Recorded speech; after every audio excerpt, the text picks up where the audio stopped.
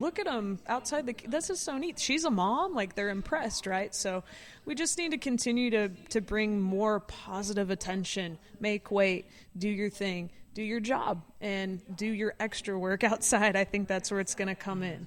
Yeah, and I think it's on both people's parts between the fighters and the promotion. The fighters, obviously, to get out there and market themselves a little bit more. I think that more fighters need to start doing that.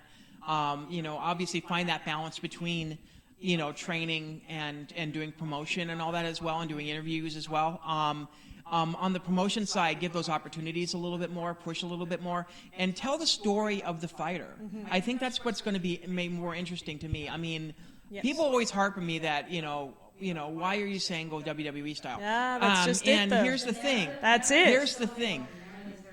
Yeah, here's the thing.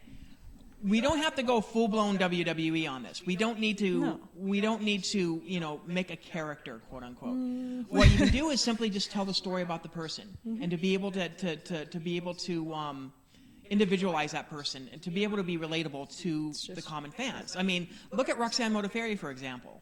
This is a fighter who kicks ass in the cage. But if you look at her anywhere in life, you would never expect her to be a fighter. She would be probably at the local library, she'd be your local librarian, or she'd be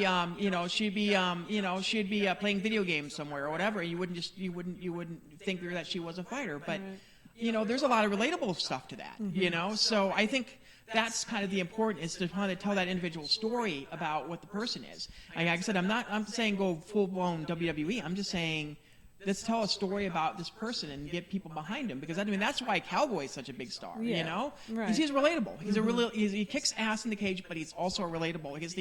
He's the ultimate man's man outside the cage. Right.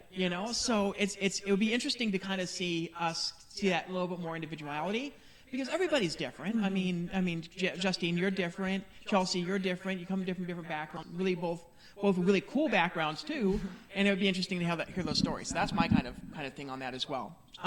Okay, so one last question. Irene White, the new atomweight champion over at Tough Enough, had asked a question.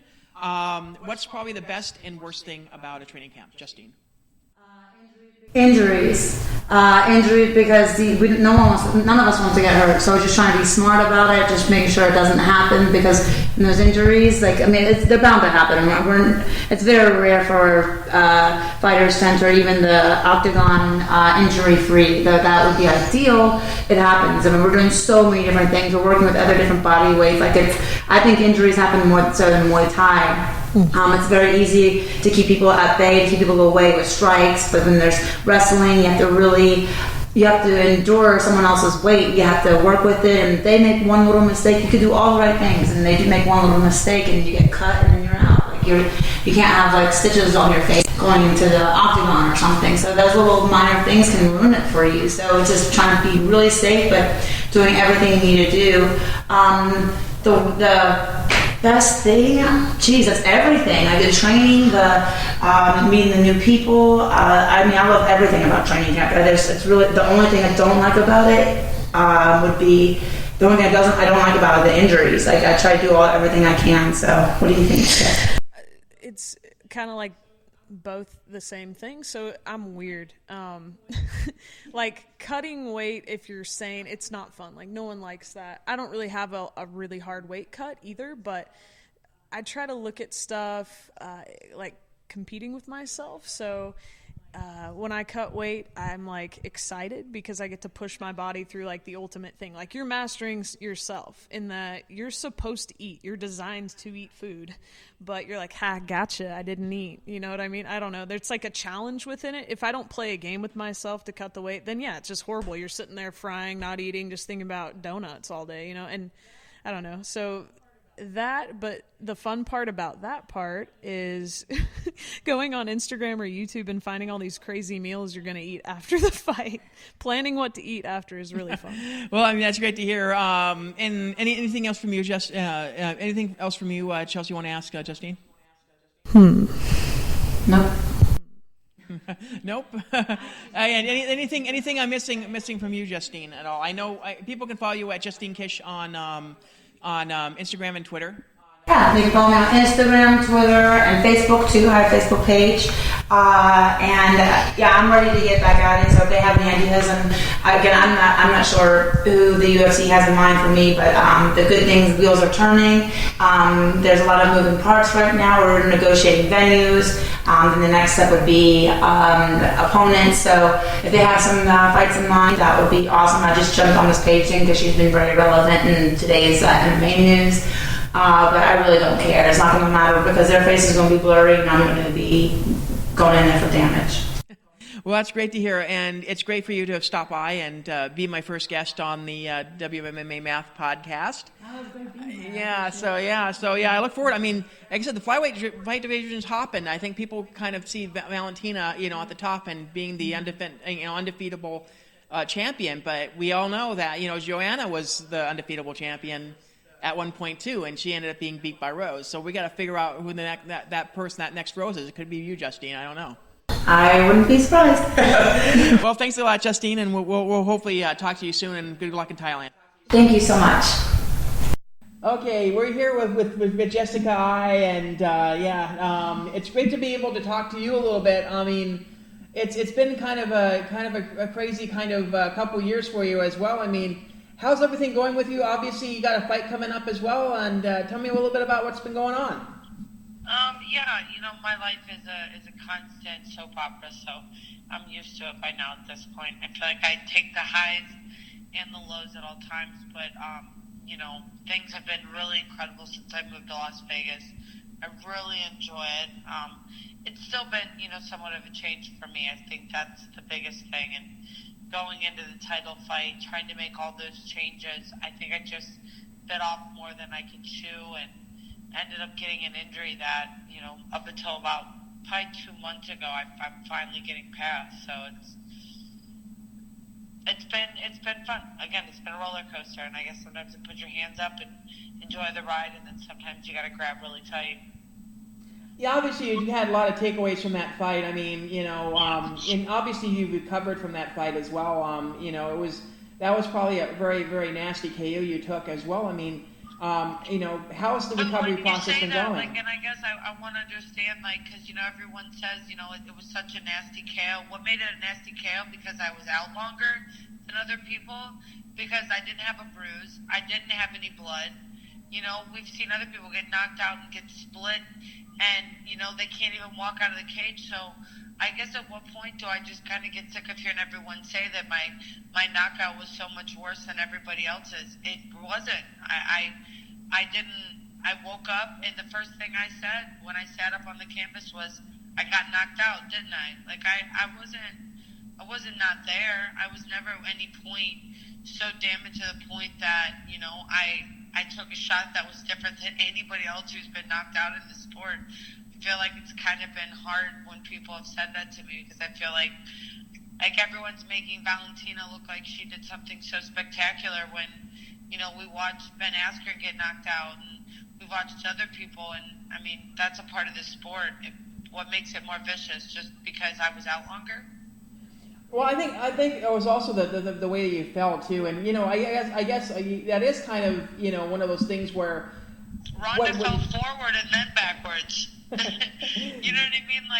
What is it? Because I'm a little bit more dramatic and mine looked a little worse. I get, and I'm not challenging. So many people have said that to me. It's just hard to understand that. We had 3 brain scans, 2 before the fight, or 1 before the fight, 1 fight night, and then a week after, and I showed no concussion symptoms at all from the knockout. And again, it's always challenging to understand. I think that people really care about me, and that's what makes it seem way worse. And that's what I'm trying to take from it, is that a lot of people, it was hard for people to see me get knocked out that way, especially it's never happened. Yeah, and that's great. I mean, sometimes even the one, the knockouts that don't look great will do a lot more damage. So I guess, there is kind of a learning curve in terms of, how things are or whatever too. So it's great to be able to hear that, from your perspective, how it wasn't as bad as people saw it was. So it's great to be able to see that.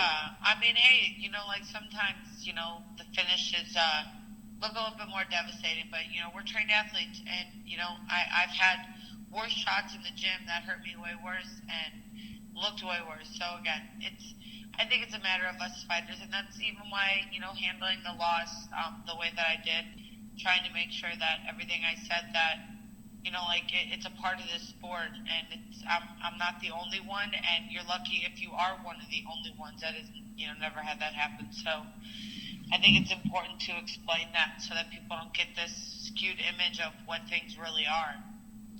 Well, I mean, that's great to hear. I mean, just the fact that you have a turnaround now, you do have a fight coming up. I mean, that's that's great to be able to see. You're going to be fighting here in Vegas in December as well. I mean, having a training camp here and not having to travel or do anything like that, I mean, how's that for you?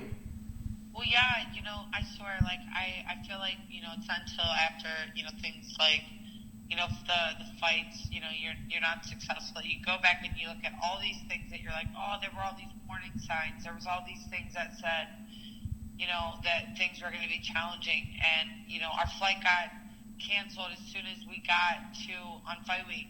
So I didn't even get to Chicago until late Wednesday, which, was just a lot. And then as soon as I got there was a lot to be done. And, I'm pumped that I can get back on track, not just for me, but for the fans and for the media to get back on track and promoting me the way that I feel they should be promoting me.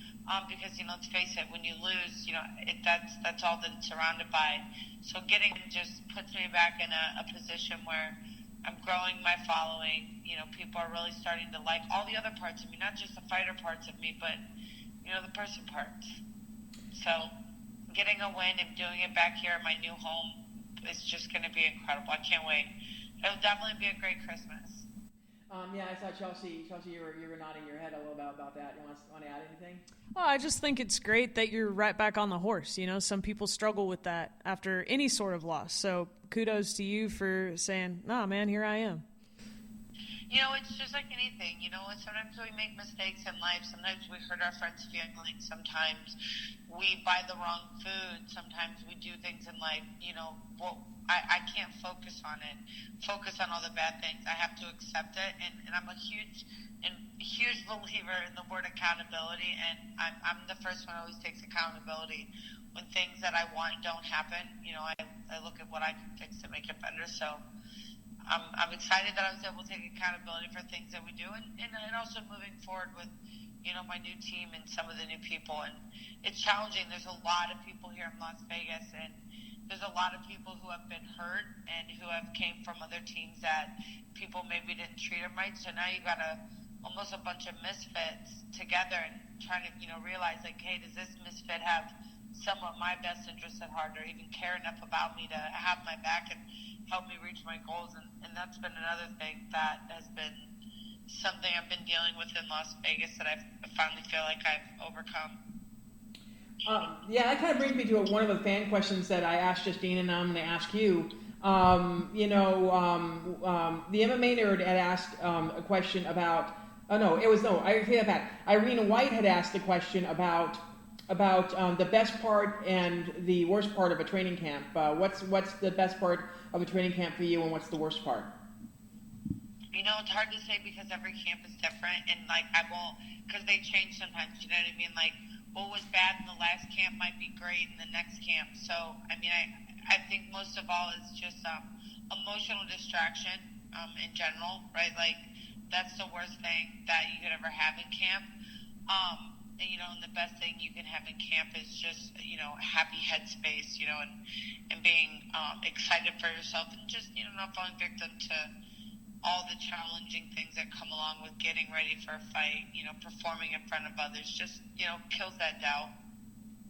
Can you tell me a little bit about your team now, here in Vegas, and, some of the things that you're working on, and how has it been here to actually physically settle down here in Vegas and kind of really have, kind of a full camp here without having to worry about that transitional period? Yeah, I'm pumped. It finally happened. The past 10 days, it's not 130 degrees, and I'm pumped about this weather. this is like my favorite weather that it is right now. So I'm excited to go through a camp.